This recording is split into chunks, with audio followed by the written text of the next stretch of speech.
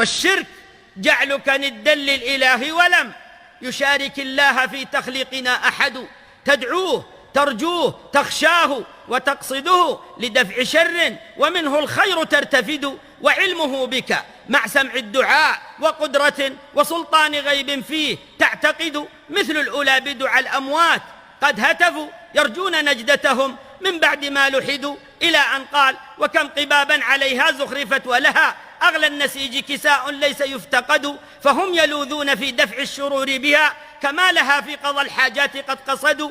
إن لم تكن هذه الأفعال يا علماء شركا فما الشرك؟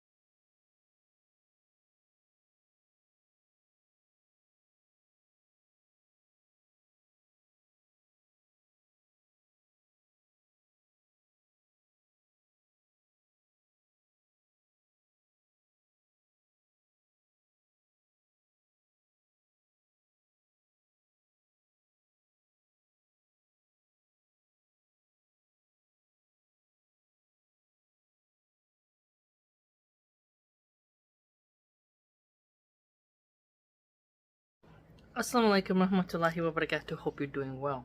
So, this is going to be a very detailed video, and I hope you follow along, because I've been doing a lot of research, and I'm going to tie together a lot of threads here, and weave us into a grand blanket, as they say. So, Trump has declared the cartels to be terrorist organizations, which logically means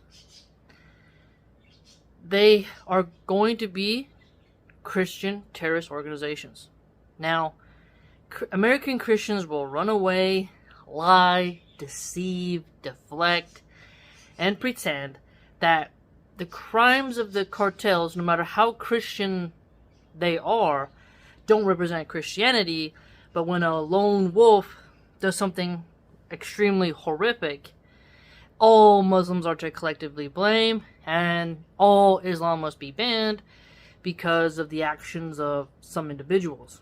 Now, I'm going to point out how this makes no sense, because when you look at the scale of influence, power, and corruption that the cartels of Mexico, who are mixed with Catholicism and occultism, but they still have Christian iconography, as I will prove and demonstrate, you will see that they are very much Catholic. They are very much Jesus lovers, Jesus followers. And when such organizations are doing actions and claiming to be part of your religion, you will be held liable with the same standard that you apply to the Muslims. So let's begin. Let's dig into the Christian terrorist cartels.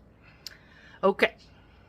Now, mind you, I'm Italian and I would classify the mafia as the same. There is this figure, I have notes here, so I'll be looking at them. Jesus Malverde. He's a narco saint. And what's fascinating is no one can consider Catholics monotheists. I don't care what you say. And I'm going to include, inshallah, the clip of a sheikh putting it concisely on what shirk is. And Islam has the purest form of tawheed, only calling on Allah subhanahu wa ta'ala for all things. Check out my playlist, Akida Tawheed by Dr. Salih Fawzan, okay, for more information. Jesus Malverde is a narco saint. People pray to him. He was a human, okay? They pray to him. They called him the generous bandit and the angel of the poor. Now, the Catholics will turn around and say, well, he's not an official saint. But, as I will demonstrate, he's still prayed to. The Catholics still pray to him. Okay? And official saints and unofficial saints are just as ridiculous because they're humans, and praying to a human is absurd.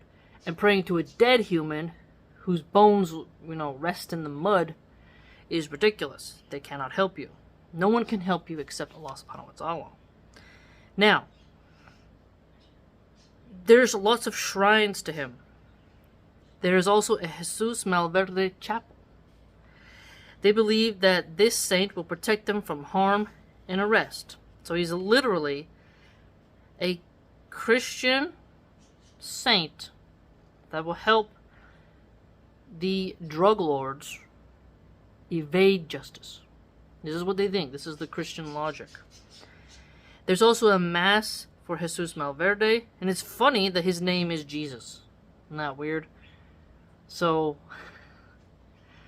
it's just, you gotta be so cautious when naming your kids after prophets. I really hope that people, if they're named after prophets, can live up to that prophet's legacy. Not become cartel figures. People can also say the same with people who will call them Muhammad, peace be upon him, and then they go to commit atrocity, so I'm aware of that as well. Now, on the 3rd and 17th of every month, Mass is held for Jesus Malverde. They seek help from him, and they thank him for his help.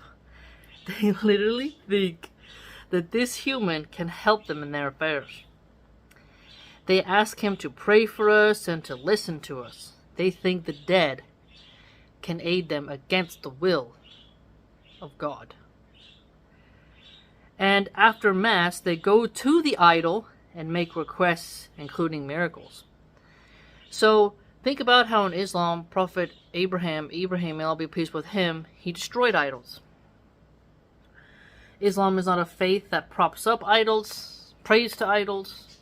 Okay, now if you're going to make the comment about the Kaaba, I don't believe that anyone thinks that you're praying to the Kaaba because the Kaaba is some sort of spirit who can control your life. Right? No. If you do think that, you're bonkers. Now, people believe he performed miracles. They throw a stone onto his bones and grave as a sign of respect. And then, once you do that, you get a right to petition his spirit for help. He's buried in Malverde Capilla, Culiacan, Mexico. Okay? He was born in 1870 and died in 1909. It's fascinating how Catholics will literally pray to somebody born in the 19th century. You shouldn't at all, but it's like the Mormons with Joseph Smith. Like, this is weird. Now, let's dig into a little bit about some cartels. There is Miguel Angel Felix Gallardo. He co-founded the Guadalajara cartel in the 1970s. The Sinaloa cartel is one of the most powerful drug trafficking organizations in the Western Hemisphere, who mostly sells to America because Americans love drugs. They gobble them up. Gobble, gobble, gobble, gobble, gobble. The main products that the Sinaloa cartel produces is fentanyl, meth, cocaine, and heroin. They also have some cannabis, but you can't really compare cannabis to meth. And all intoxicants are haram in Islam, but, a plant that grows in the soil is a lot different than something made through chemicals. Breaking Bad, shall we? Now, they also work with human traffickers. There was a figure who was familiar with the Sinaloa cartel, named Pedro Aviles, and he's the one who helped El Chapo, aka Joaquin Guzman Loera, who later became a leader of the Sinaloa cartel, get his start. Okay? The Sinaloa cartel formed an alliance with the Valencia family in Michoacan, who later went on to form the organization known as the Milleno Cartel.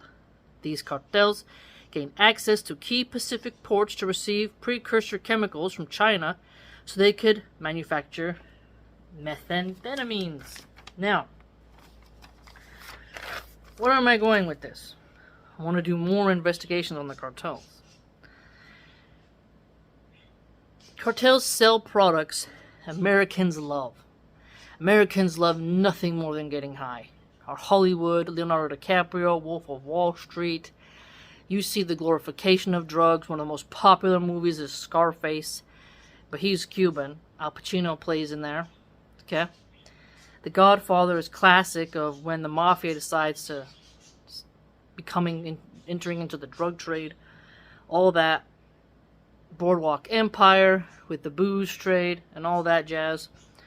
America loves glorifying the pimp, Snoop Dogg, slap her with your pimp hand, all that jazz.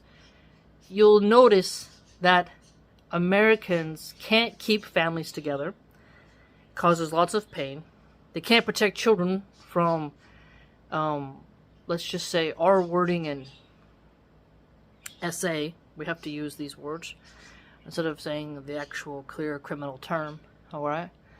Because Americans are just more laissez-faire with their parenting. They're not as much of a helicopter parents. They're latchkey kids. It's a very different generation. And what Hollywood allows in music videos and video games even, you will see that America loves drugs, violence, and intoxicants. Okay? And so the cartels are selling products that ruin lives. Okay? Drugs have destroyed my family, and so has alcoholism. I view alcohol sellers the same as drug lords. People might get pissed off with that because wine has a refined essence, and hard liquors like whiskey, rum, bourbon, and all that jazz comes across as suave, debonair, sophisticated, and all that. But at the end of the day, intoxicants cause damage to your body, make you a worse husband, worse mother, terrible parents. They do nothing but destroy. Okay? Few can handle the power of that responsibility of not becoming a lethargic sloth, junkie, drunk. Okay? So many Americans struggle with such things. And we have so many liquor stores all around. It's quite insane how it's very easy to get liquor. But Trump declaring the cartels terrorist organizations, they are selling products that are weapons of war, getting a population addicted to substances that make them hallucinate, scratch themselves is plain awful. The other day I was pushing my stroller with my little one in there, and there was a white lady who had asked me what time the bus was coming. On her face, she had those meth scabs. If you're familiar with meth addicts, okay, tweakers we call them, you'll know how they scratch their faces up a lot because they hallucinate, there's stuff under their skin, they itch, they're up for days, they really deteriorate, their teeth fall out, and you can see she scratched up her face a lot. And it's quite sad. And it's heartbreaking when you see how many people, they can't cope with reality. They can't be steadfast and have patience, as Islam calls us to, and to face reality with a sober mind. And they crumble and allow that octopus of intoxicants to smother them and squeeze them like an anaconda. And you'll have people like Kyle Kulinski and many others who say legalize, tax, and regulate all drugs because they think that's how you'll get the cartel to go away. In reality, you'll just get what happened to the liquor industry. Alright? You're not stopping people from using. You're just giving them a license to come out of the shadows and produce more openly. They'll still be able to earn capital on their products. So you're not cutting anything. You're just helping them become more legitimate. And once you make them legalized, you're not going to reduce the stigma because you will allow what is legal becomes moral.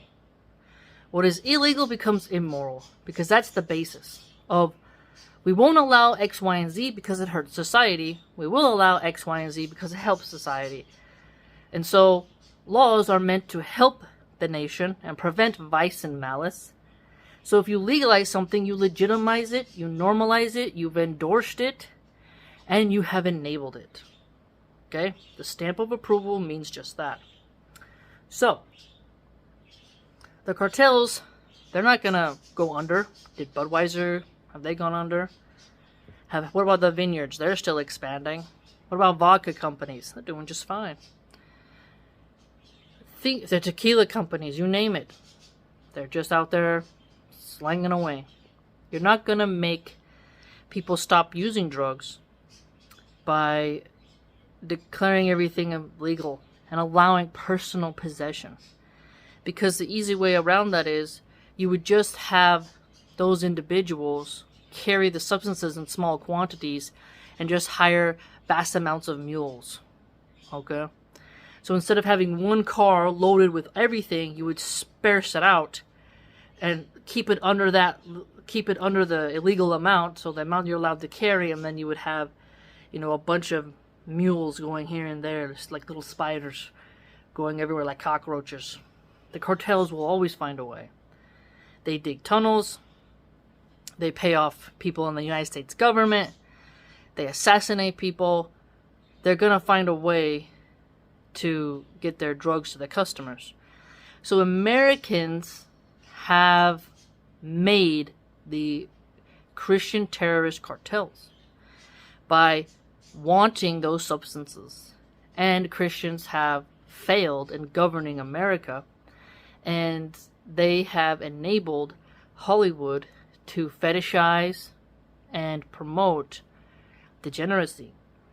Degeneracy, the P. Diddy's of the world, he wore a cross. So many of these people wear crosses, and P. Diddy was an altar boy. He's having orgies. He needs drugs for his orgies, right? You'll see Christians who like watching Hugh Hefner in the Playboy days, right? He has intoxicants at his parties. The upper elites use drugs. You have the average redneck using drugs. The inner city people who maybe go to a Baptist church once in a while using drugs. Okay? American culture loves drugs. It's part of the culture. They don't work hard on educating the children. And if you said we should give the death penalty to third offense drug dealers, they think that's crazy. So they're very soft on crime, and the drug dealer, he knows, well, let's play on that.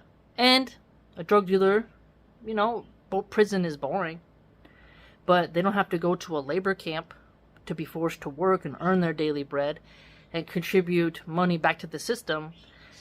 In fact, Americans will say, hey, you know what?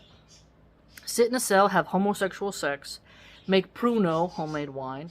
The drugs get smuggled in the prisons anyways. And then just sit on your ass and relax and, put your hands in your pants and read some books. That's your punishment. While regular people have to earn food, earn water, pay for electricity, really struggle. Alright? And we have to go to work even when we don't want to. The prisoner, who's contributed nothing besides malice to society, doesn't even have to work as a punishment. And so, we don't even have ways for the criminals to pay back society through their labor. Okay? So, American culture is soft on crime, soft on criminals, enables drug use, promotes drug use, created these Christian cartel terrorist organizations in Latin America, and this facade of you're going to combat them by drone striking them and taking out their top echelon isn't going to work because the customers are Americans. Americans are losing their grip on hard work, morality. We're in the age of the harlot, the age of the Ishtar, I call it. And pious, decent, chaste women aren't promoted. In fact, the microphone is handed oftentimes to the bimbo skank. Okay? Hawktua girl, the whatever podcast. The microphone is given to the lowest of women who have the most degenerate attitude and behaviors. And in Hollywood, as I shared on my community tab, the women are encouraged to get nude or sleep up the ladder, have that leather casting couch. And I was watching another video by Patrick CC on Mel Gibson, where Mel Gibson commented that a Hollywood director, heavy producer type, was saying a woman on screen should either be dead or nude. And this was a very interesting confession that Mel Gibson heard from this individual. And then you look at Harvey Weinstein and all that. So America facilitates a cultural rot that makes the human soul want to escape itself. Okay? Where people get hurt, they go to the hospital, they get addicted to pills, big pharma, how much they lobby, the potency of some of these pills. Okay, the Sackler family with the Oxycontin, oxycodone era. Alright? Remember, there should be programs like the DARE program, has a lion icon, and other types of community efforts to make people not want to use substances. Now, a lab coat can say, here's some psychotropics, here's some SSRIs, have at it. That's a form of the drug. The pharmacist can be a drug dealer, the same as a cartel leader. Okay, so that's another rabbit hole we could go down. But my point is, the American Christian has facilitated the destruction of America by what they allow, because they would say things like, "Don't judge me. You're extreme. You know, your orthodoxy is wrong." They wanted to be liberal. They wanted to be overly tolerant. They wanted to fit in. The Christians were systematically beat down through Disney and through Hollywood. And the men became beer drinkers, watching sports, and watching country music stars sing stupid songs with big booty bimbos and big breasted bimbos. And the music itself reduces your faith. And Christians don't understand how music is a weapon. They'll make excuses for wine, saying Jesus drank wine, and they'll make, which actually leads to water being taken from the poor and given to alcohol companies, which is sad. But the Christian has facilitated the alcohol industry and has facilitated the music industry and the infestation of Hollywood, because what they indulge in, and they won't stick to their book. They can't even keep women away from preaching in the churches, right? It's a fascinating how much they ignore their book, and they hate those who remain of Christians who want to toe the line. So when you look at the cartels, the shirk they do, I mean, literally talking to a statue, praying to humans. Us as Muslims, we can see this as ridiculous because we're sober-minded. We know we can only pray to Allah subhanahu wa ta'ala. We know music destroys us. We know music is haram. Okay? Uthman ibn Farouk did a response to Milahan about music being haram. Okay? People who want music to be halal want to let the door of shaitan come in.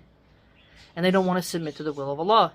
They want to find excuses because they need their peace externalized to either intoxicants or music. And the musician doing mind control, and then you mix that in with intoxicants, you're on a roller coaster of emotions. When you look at how many shamans would be like, drink this peyote, and then they're going to do a drum thing, and then there's the bonfire. This whole ritual is a energetic event that brings out emotions and thoughts in you. And so when you have atheists going to Burning Man rituals, on their strange meditation retreats, where they have wine and take other ecstasy and stuff like that, they are not using religion, but they're using these sort of spiritual tools that mess with your mind. Joe Rogan is a big pusher of intoxicants, and so you can see how intoxicants get a hold of your mind and lower you down and make you think weird things. Now, people also like Duncan Trussell. He also is someone who's really into intoxicants and music and opening up your third eye and all this bizarre stuff.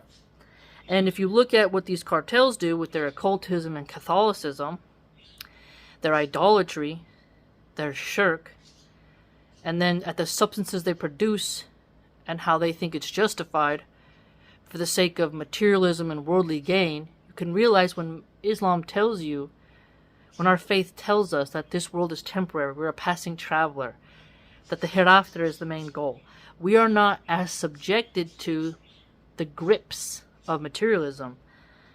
And so when you get addicted to a substance, that's all you can think about. You're enslaved to it. Atheists will say, religion enslaves humanity, but then turn around and say, you have the right to put into your body whatever you want, ignoring how substances literally enslave your body. If you just think about how many examples, even in Hollywood, where a drug addict did something terrible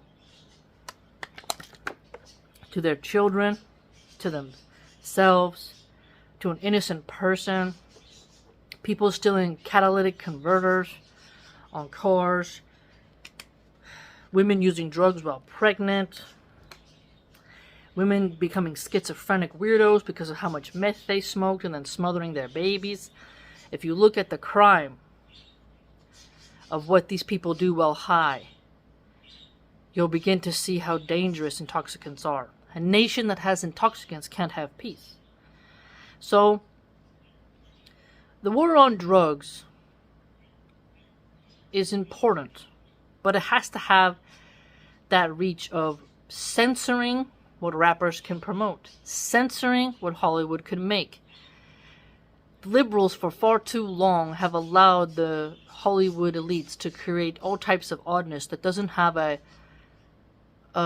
mimesis to it, a catharsis to it. You want to see the pain of what the evil villain produces and not glorify it.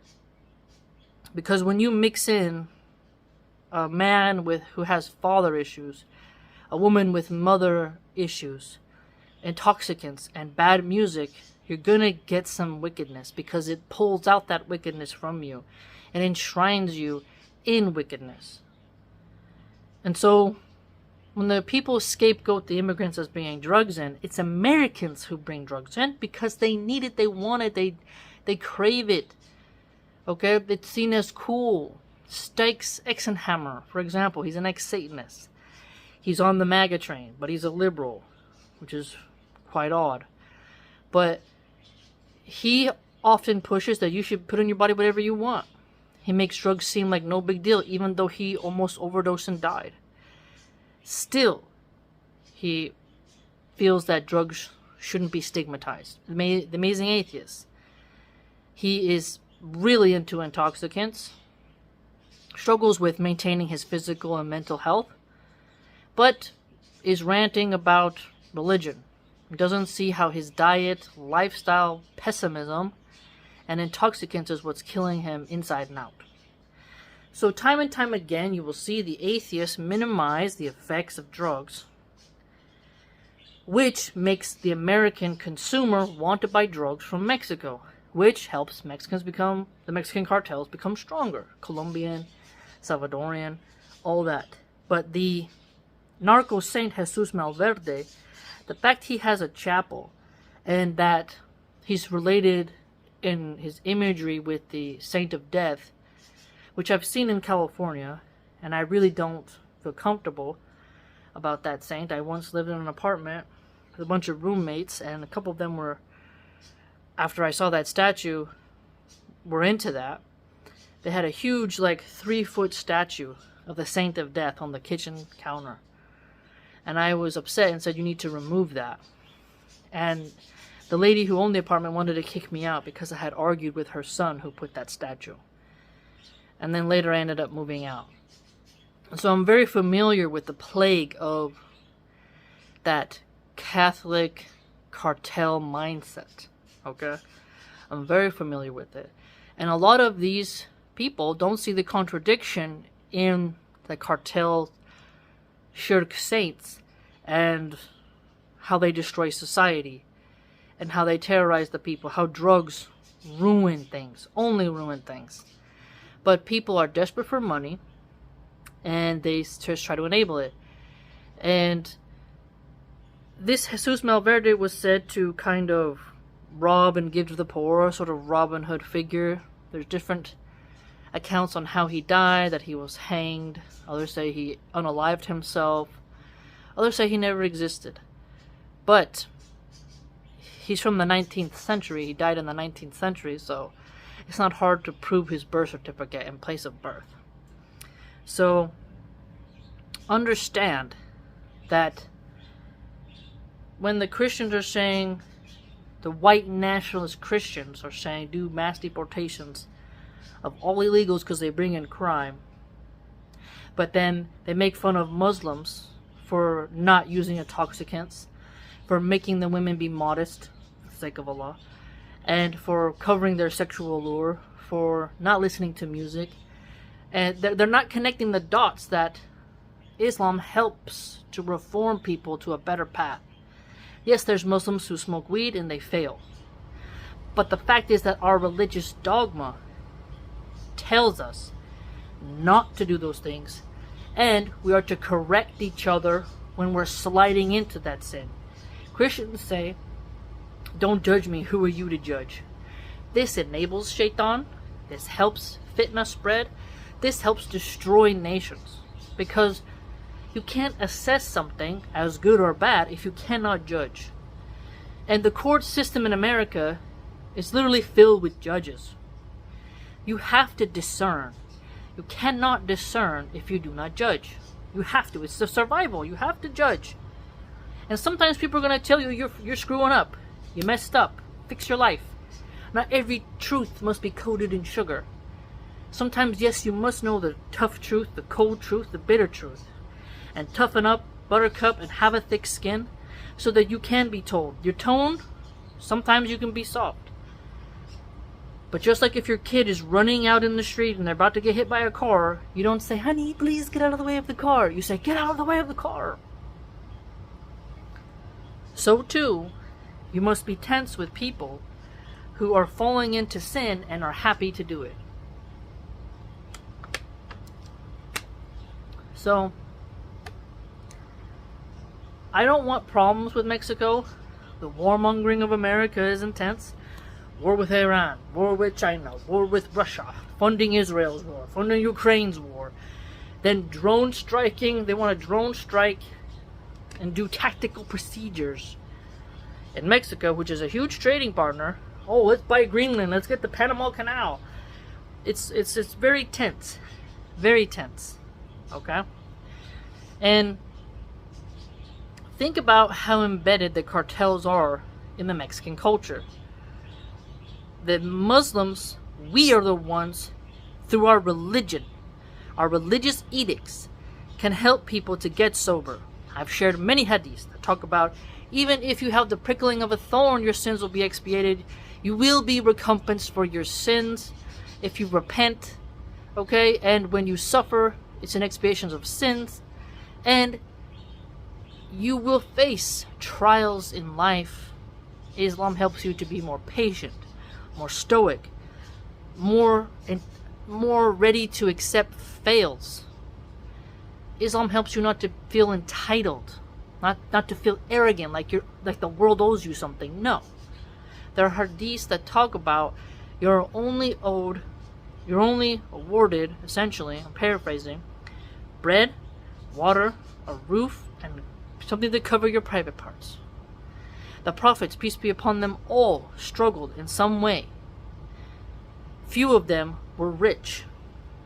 Okay? If I recall correctly, Sulaiman, may Allah be pleased with him, was the only seriously wealthy one.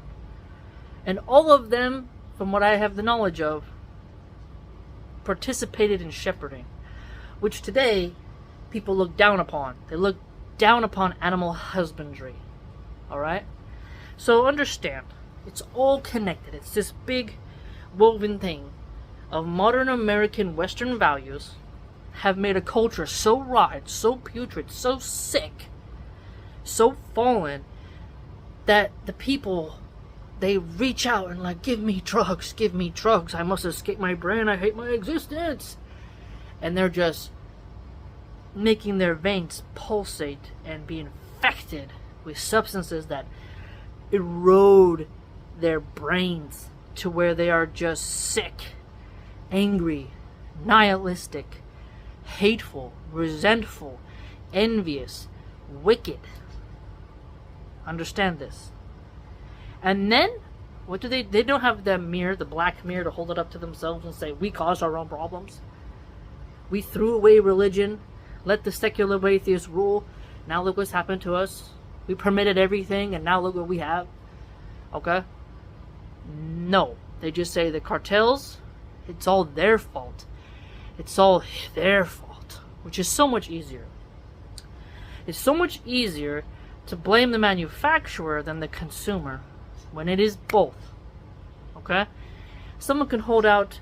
I recall in my own personal life, somebody holding out, not going to name names, but they showed these little baggies of what looked like to be cocaine or something like that. And I said, you want some? And I said, no. Because I immediately thought of my mom. How drugs destroyed my mom. And I'm never going to have a normal mom because of drugs. Drugs permanently alter a person's morality. And sure, they can get sober, but I don't trust a cobra just because it put its head down. There are certain behavioral patterns that don't leave the drug addict. And if you dealt with a serious drug addict, you know what I'm talking about. It's 1 minute they're crying, they're going to get better, and the next they're high, not answering their phone, and running shirtless through the street. And then you get a call from the jail. It's a cycle of, I promise I won't do it, I did it again. It's broken promises after relapse after relapse, and you never know when the next relapse is coming. And so it's important for us to know that someone can hold out the temptation, but you need not consume it if your soul is strong and you seek refuge in Allah subhanahu wa ta'ala. Okay?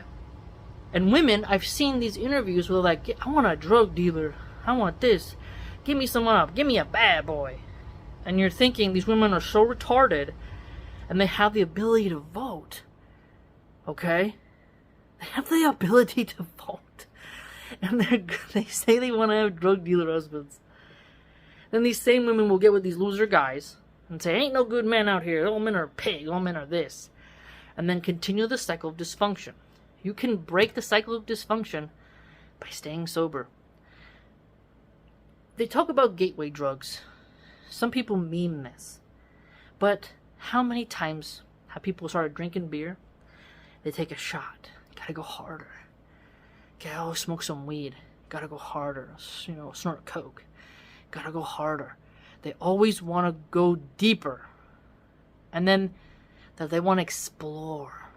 And then there's gonna be a time they explore a substance and it snatches them. And then they're like, oh, they're always chasing that high. And they don't get it. And they get sober. They land their plane into this realm again. They want to go back up. They want to shoot that rocket back into space, into oblivion, into a dimension that is entirely within their own brain. Alright? They're spiraling, hallucinating, and their imagination's gone wild. For a moment, they've gotten a temporary relief, but there's also moments where they get a bad trip. If they're on PCP, LSD, they have a bad trip, and it's like, oh, nightmarish, oh, it's so scary. Even some people get paranoid with weed. What was that? What was that? Oh my gosh, they think the pizza delivery guy is the CIA coming to bust down their door. So not every drug trip is positive. And then when they become sober, their body physically hurts. But they won't give it up. They become so addicted that they rather harm themselves. The amount of people who have... I shared on the community tab, a woman gouged out her eyes because she felt an evil spirit talking to her while she was high on meth, that if she plucked out her eyes, she would save humanity. If you recall that community post that I did. So what people do is atrocious, and the libertarians will say you should be able to put in your body whatever you want as long as you're not harming anybody else. But with drugs, you can't predict when someone's going to harm themselves. The drug addict has no idea what the next thought's going to be. The next thought could be self-harm. So if you actually care about people, you must be firm on ridding society of the drugs and then really investing in the future of the younger children and helping people to learn how to cope and manage with their suffering so they don't seek that. And I would argue Islam has the medicine, the spiritual medicine that makes them the most strongest, steadfast, elite people in the world. I feel so much stronger because of Islam. The hadith alone and the ayats, they merely make you just say, gotta go for it, man. Just gotta go. Can't count. I'm bowed, unbroken, just steadfast. Get it. Rest when you need to. Don't give up. Do not lose hope in Allah. Do not despair in the hope of Allah. Okay? You have to keep going forward. Don't dwell in the past. Reform, learn, strategize, go forward. Don't wallow in self-pity. There's so many teachings in Islam that'll make you the strongest person on the planet, inshallah, with your mental fortitude. And that is why it makes so much sense that the more strong you become in Islam, the more your deen and iman rise. You don't seek out the drugs. The weak person in faith, the weak person in mind, can't handle their own consciousness and seeks to have the drug live for them. The drug is their guide. The drug is their compass. The drug is their master. Okay? So, Americans must take a hard, long look at the culture they have created. Abortion culture, degenerate culture, porn culture, all of it. The music, the movies, the processed foods, the lack of housing and space, the debt system, okay? The vapid materialism, the obsession with female nudity. This has caused a sickness and rot. America is the new Babylon. Worse than Babylon, I'd argue. And Americans are so twisted and so lonely that they want to talk to chatbots. It's sick. It's very sick. So, examine how the Catholics, they have gone astray with their idolatry, their shirk, how their followers have created more vices and malice in the world, and how Christians ignore that rot, deflect, deny, okay? And how Islam has the superior way of connecting to your maker, which will make it easier for you to resist drugs. Okay? America needs Islam. America has had, I'd say since the 60s, it was alcohol in the 50s, but in the 60s until now, drugs. That's what Americans love. With the heavy metal music, the rap music, hip-hop, opera, drinking their fancy spirits as they're called. They all enable intoxicants. And that ladder continues. The slippery slope is a fallacy. But in our lives, we have seen people slide down that slide right into the mud pit.